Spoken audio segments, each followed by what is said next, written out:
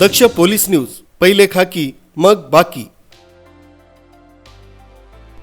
दिनांक 14 मे रोजी स्थानिक स्वराज्य संस्था सफाई कर्मचारी युनियनच्या वतीनं नाशिक रोड मनपा विभागीय कार्यालयासमोर सफाई कर्मचाऱ्यांच्या विविध समस्यांसाठी सफाई कर्मचारी व युनियनच्या पदाधिकाऱ्यांकडून निदर्शने करीत मनपा विभागीय अधिकारी प्रज्ञा त्रिभुवन यांना निवेदन देण्यात आले। सादर केलेलं निवेदन अत्यंत स्पष्ट आणि न्याय्य मागणी करणारं आहे। सफाई कर्मचाऱ्यांच्या प्रशासकीय अडचणी सोडवण्यासाठी आरोग्य विभागात सक्षम कर्मचारी वर्ग असणं गरजेचं आहे। नाशिक महानगरपालिका नाशिक रोड विभागीय कार्यालयाअंतर्गत सुमारे 400 ते 500 सफाई कामगार कार्यरत आहेत। इतक्या मोठ्या संख्येनं असलेल्या कर्मचाऱ्यांच्या आरोग्य आस्थापनेच्या कामकाजासाठी सध्या फक्त एक कनिष्ठ लिपिक उपलब्ध आहे।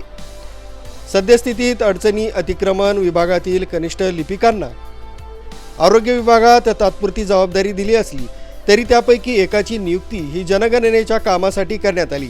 पर्यायी कर्मचारी वेळेवर उपलब्ध नसल्यानं सफाई कर्मचाऱ्यांचे दरमहा, वेतन, रजा मंजुरी आणि ओव्हरटाईम देयके प्रलंबित राहतात। सर्वात महत्त्वाचं म्हणजे सेवानिवृत्त कर्मचाऱ्यांच्या रजा मंजूर झाल्याचं वेतन बिल ही कामं कर्मचारी अभावी रखडलेली आहेत। सफाई कर्मचाऱ्यांच्या या जिव्हाळ्याच्या आणि आर्थिक समस्यांचं तातडीनं निवारण करण्यासाठी आरोग्य आस्थापनेवर कायमस्वरूपी कनिष्ठ लिपिक, वरिष्ठ लिपिक आणि सहाय्यक अधीक्षक यांची नियुक्ती करण्यात यावी।